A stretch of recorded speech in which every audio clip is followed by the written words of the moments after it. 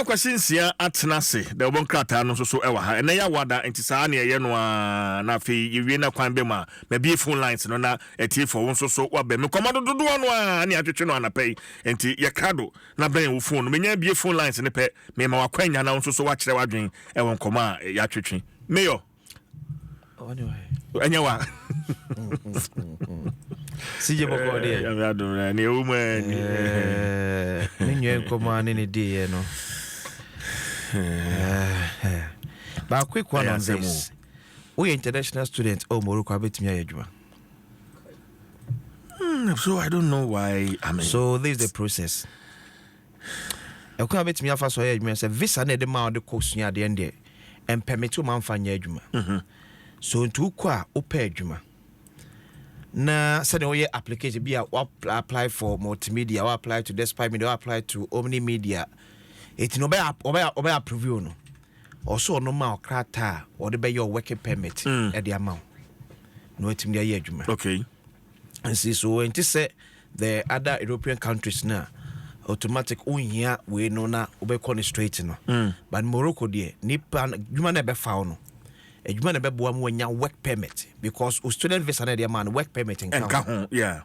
To kodu na o apply na adwuma ka to zampa CJ who apply to adwuma so pay ABCD ma foul some no be ye adwuma or some na no ye adwuma no me work permit no permit ma say be asem to a me like ye metcho say o ye adwuma illegally ko be cho so ye adwuma illegally o me adwuma mu a e be come to so no boa no nya work permit no e de ma o Morocco no maybe be enwen mo adwen enko so say because maybe be o ma adwen cause the best say e be o mo explore be is it be o think say also share other European countries we visa na benya no utimi adwuma yeah so utimi adwuma say 16 hours a week I say yeah we'll be able to get about depend on country also betimi be 16 euros betimi be 15 euros per hour so around there they twetwa ho sa na si jare ba konso say be sere awofo no yeah ye force say ye man kosua de e wa amanone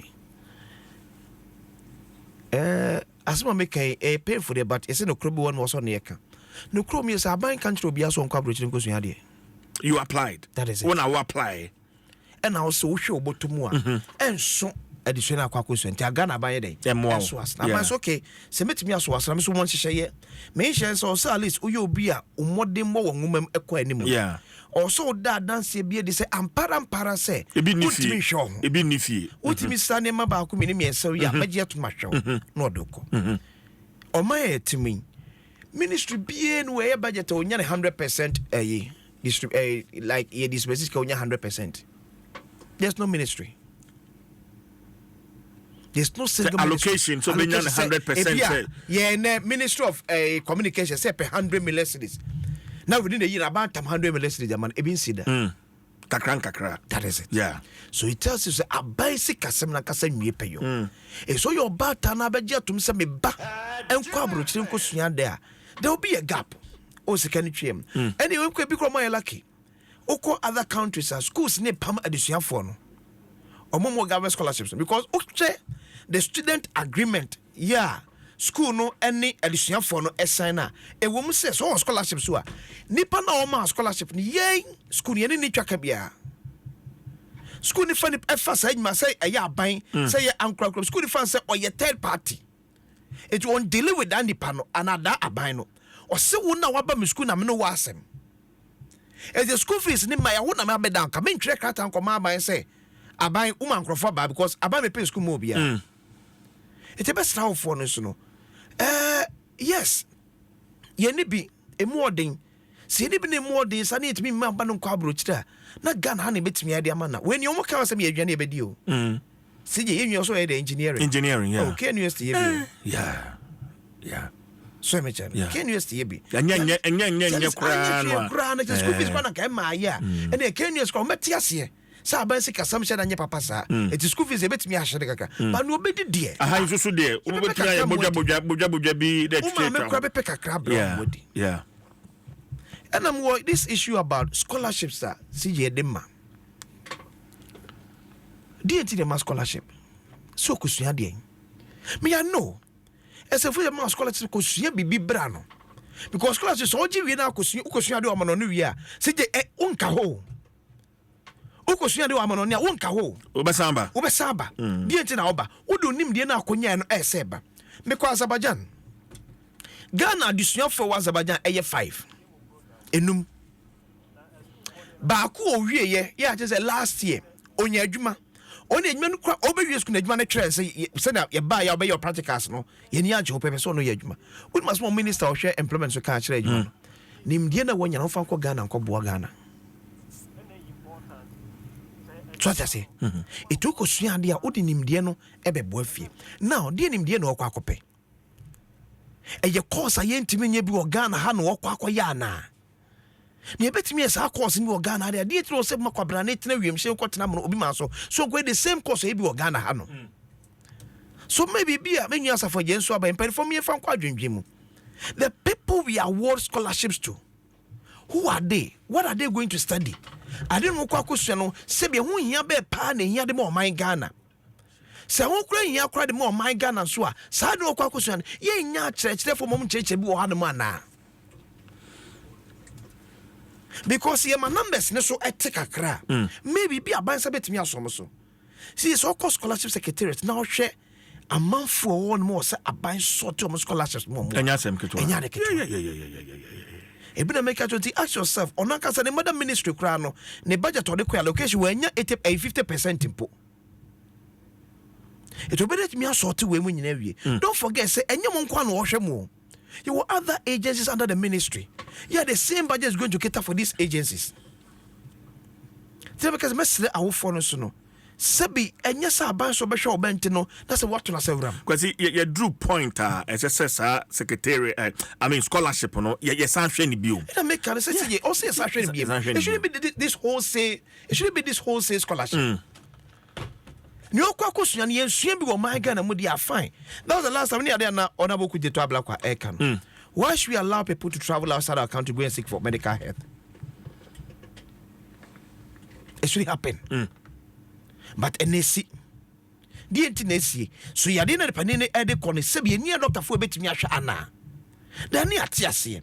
Ba dia akwa kusua ne wonim die fo school won betimi akyewa de kro na be dia. Die ti ne so ma akodi sa hu ehia. Yeah. Because obi man so be da kwaje bosia. And I watch see a Ghana for a hono, Bobisia on Nigeria for her, Bobisia. No, need you understand, was the man on just Nigeria for the end, a bad times too. Of Ghana for Ghana for the 250, Nigeria for $500. So it's a month to be a best say, Saban penny for me and Sanche scholarship in the okay, because on my sick as some no, you're resting at one this cemetery. Ya who didn't me that wholesale scholarship na say and now shame penifo bi pa omoje scholarship because you dey wa abrochire now share the kind of courses I see you here ask yourself why do we do this to ourselves we penny bi pa otim say nyese bi afie nya kura o be de bi ni akonya bi a wonya wa ban mu ntino no agye de akwakon da bi so osua de enye so kosua de bi se bi buru adwene ntia se so entimi nya bi o Ghana eye niam betimi aye bi wo emamu ye niam betimi asua bi ye emamu e bi ni enya spoken also ye engineering me the kind of engineering all year in TK University in Timinchire no. Ye to see a boa me nyina akotena Morocco. Say am kasa wo so fan say e advantage ma wan kasa aba no. So ba akotena kosi broni krom esua de. Et won so concern say what san wa boso kakra. Na mentality wait say adeswa ni nyina begu aban so a. That mentality the way trim say e free. E na aba na so behwe no. Eh mame. Oban bebe fie. Odi ya gudi oba no bebe fie. Ya bibia nsi odi ya agudi a oba no obefie se o maka mesene student agreement media mom na de atoso na amanfo timi akenkan enema e wo the student agreement ni mu say because school no onim aban when it comes to a fee payment school ni nim bibi e fa na ban o se wo no aba me school e di fa student ID and identification number dem ye fa ma ba dem wo it wo ID number na deka enya aban ti awofo no so mu aboso so person ba de kwa bro chiri school kwa de a e mane nkoye se kra sa da bi wudi agro ba ne beba fie bo ho kakra wazi nkomo so nkomo ho siji nkomo my dear. Come on, pa. Come dear, bro. I'm say now what you now on show ni so enti come on. Now what you now on show ni so oba ye so when him say ujina TV so na mete ha na mehwe wa untie de ba hu say hu say ni bra bem papa ani bra bem na come on ni nyina na ye so ati asemu a interior minister aka se omo amano ne fo no mo ye galamse no ye chiwa ye mo kwadu ye prosecute kra na say do see we mhye na pu a so akọ mem na me ka wan se ba eya so ye eya Ghana eya unim sese no ka se Ghana ni bi dem wo Pennsylvania US abrochi memo yeah ono ko money laundering ya fana mo odemo sebe no ka se unim se Ghana bi dem wo China madam Fubi amene ni school asem ya yeke ye madam school asem yeke ono fa chi ko ye enkrata ko twa doctors mi ma students bi omudinya admission school ko hwem so mo se forgery madam ni pandem our China madam Fubi Germany for 6.5 years almost 7 years not them 6.5 years and no yanka say ye deport na adena ko ni kromo enti adenti na yen ye hade obi ba ebese ye nsuwa ebese ye kwaye ye na woje odi saa boni nyina awie a yeso yemfa ne nkoni krom yemfa ne nkoni krom yama na yefo yama no ayefo na me de me kan say me pese me te president mama no kasa because ahead of 2024 elections so kan sembi ye to be trimpa o se galamse economy afie ni nsimrante ne gu kwaye mu nko a for mo kwado mo ni kapre debi mo kwado mo kan si won na edisika no eta o mo chi no yeah emu ba ku bi na munta kase emfo mo nko mo krom no ta mikrofoni bi na munta kase emfo mo nko mo krom no enti na ya koya na ya ba me no man ya media me na man asase ya media me na god no ma asase so no me kotu na se nam kwambone so a ye mfuka me kotu insawam na no free no anu abade de sika be church am yetu ni ye chi na ye nya manefo enya hwe ya den ebeja no edio enya de kwasi enya de tire ma no pare mbisa se to fi se I don't want some information one fanya campaign ana ni se one fanya campaign se ni se for ye ba Ghana for na galamse for be chiom nyina gum abrofo ne ba ne do mo ko mukru ana ma fanya campaign se anu aye de bo besia no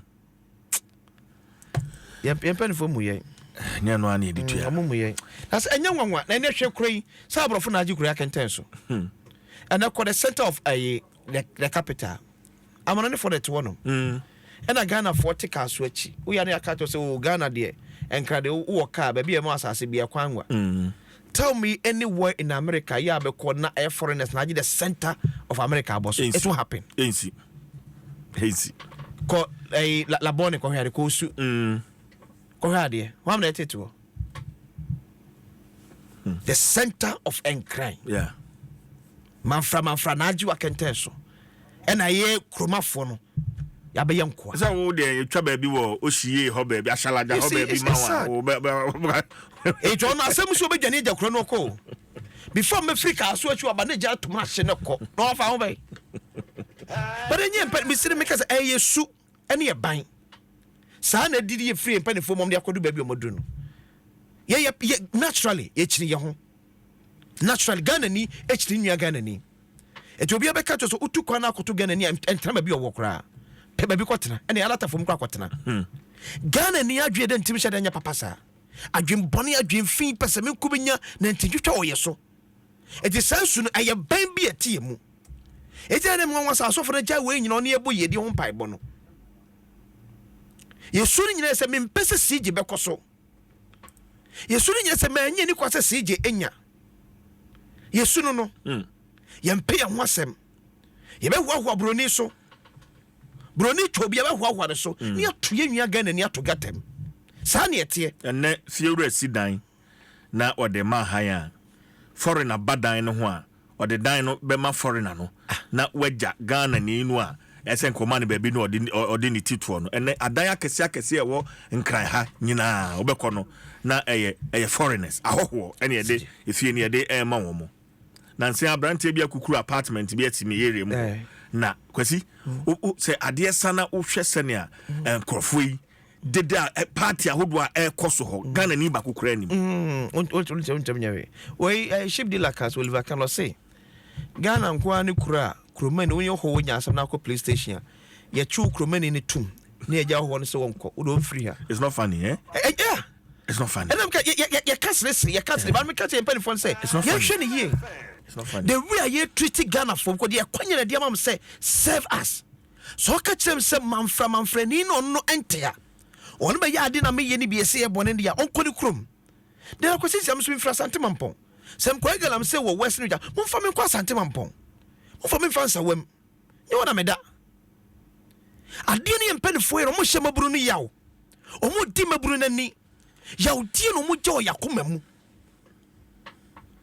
se Ghana ni kwa mo ni London America brochimemu na America aban transia hu so e Ghana yefa ni ma ne kom ne be chi na ma America mamra na de ni da tum ona ye fie dia ade ti na China ni ba ya de bonia yes China yefa ni tawiem hye fa ne nko agro mu ye agro apasa Daily Graphic hey check mampani no den mu no mampani mahama lo mo so mo mbezi no on ba bi o mbezi no no azamani atwa so ho ba bi kanda wa fa ho machida anim ho no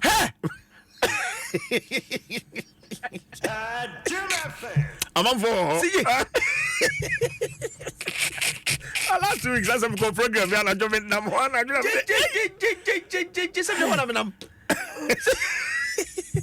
Wem say ma mampani abey ono anwumre bi e say okofa ho na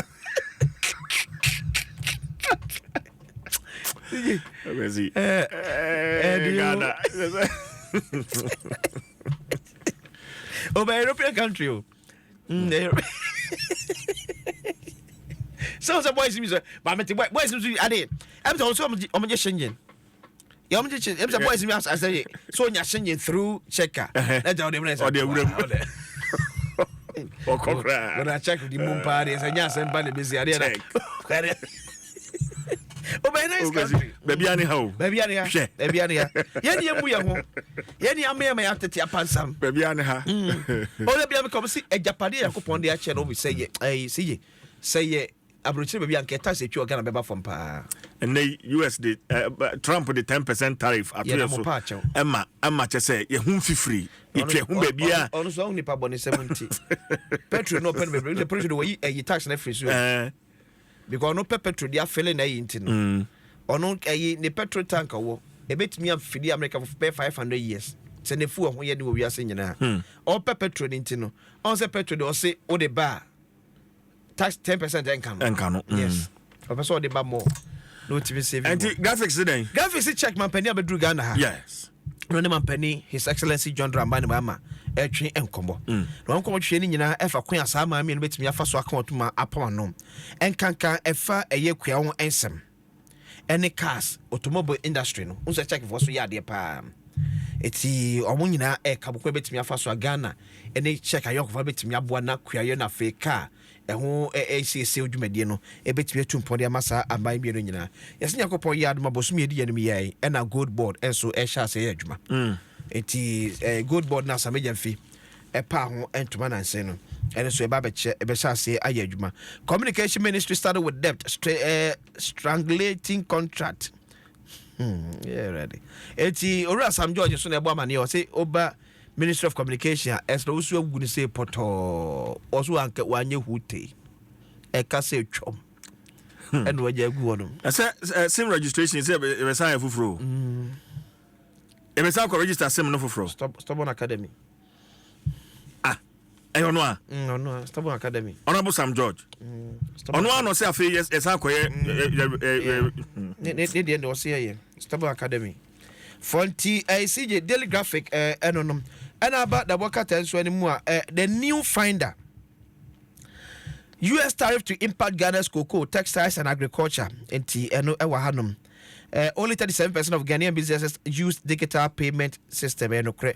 Eti Ghana nyukobe sa how much mo dua Samsung pay ene yesesa mobile money ne card de twa kan omo eyusu bi de akare nyina akwa money na hand now saka AT's debt portfolio stands at $200 million enti to go say ka omo don $200 million to good ye enso enonom the new finder the bokata enso enie na sije oba the bokata eni the Ghanaian Times. President Wu's investors, Ghana Czech Business Corporation says Ghana has enabling environment. As Mampani Mahama so they to check business guys no mudi Mampani chiba no. Usman Mampani bia etu kwanya or kwa no the businessmen eko.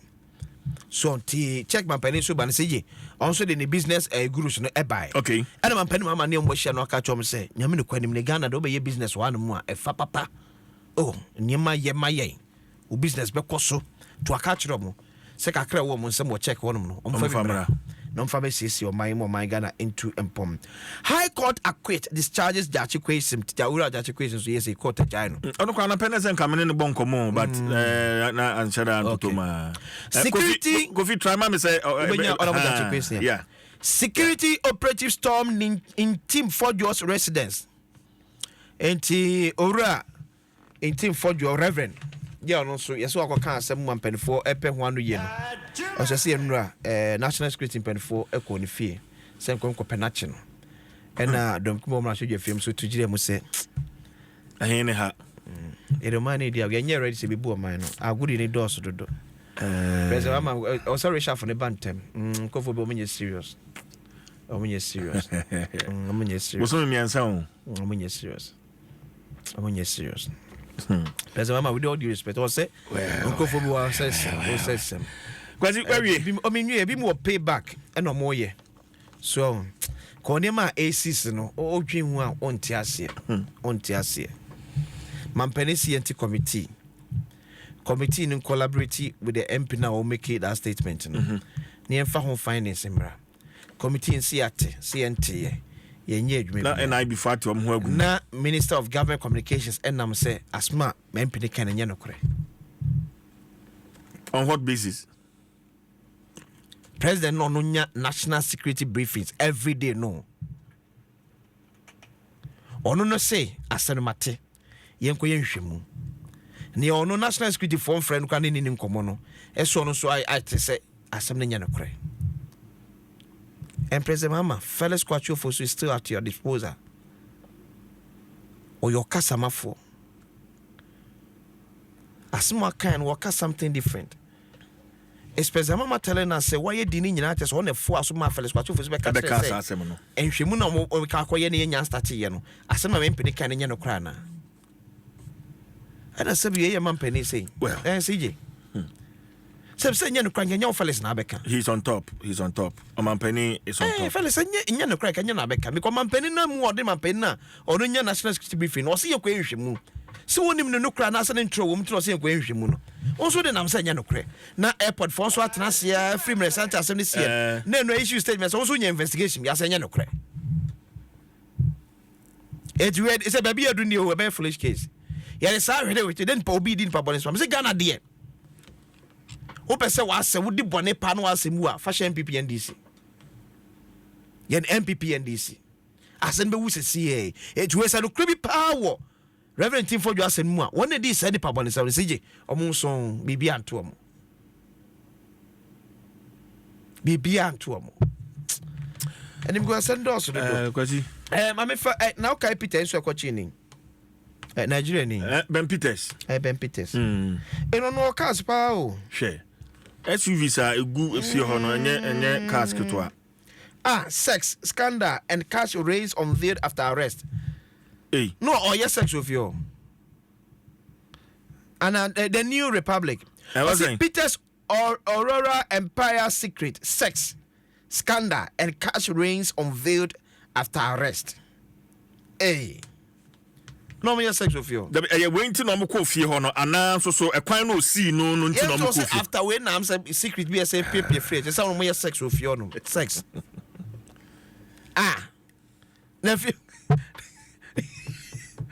I was in Africa. Double to grace. Minimum fan capacity. And then the engine you cry. Yeah, so yeah, now and you say your boss. Now air conditions out. What's the question? The overseer, the Wakata Ensu Enye. National Health Insurance Scheme received 1.4 billion Ghana cedis boost. The Deputy Minister of Finance say abayin edisika 1.4 billion. Edema National Health Insurance for Labor expert applause Mahama for halting retiree contract. Eti openi labor expert say pa game Austin game so like say wa bom man peni Mahama abaso pa say yesu nye sister yesakọ na mabru ni mrebi no sa na ye pa me ma obi a contract bi abie say ye adwuma mfinhia mi ye adwuma mfinhia ba ko say na bi wa da ni si akwan na wote ho kokotako na ye mpiapia e ma man for na ekwamba da no bi nsuntimi abi. Scrapping e-levy will promote digital financial inclusion. The president Mama so na can saying say e-levy na ye frɛ ma man fo ani agye ho say o ma di mobile money no ebetwia woka and 10 Okada Riders Association reject government age threshold proposal. It's you say about for the abasa for between Okada now between age when mum this one you 25 years almost 25 now was rodo on pay 18 was 25 so call retirement. You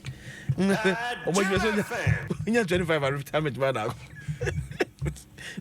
Ebi progress. Yeri penny ne.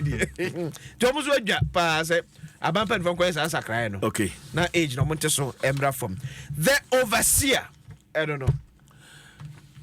Kwesi fesi ya mame. Na me do ase. Ese metie for no so ene kakra. Nti kwesi fesi ya mame na me ntwa me ho nyen krato emra me ba commercial information kakra ho me de beba na afi me bie phone lines no agwasi nsia me da se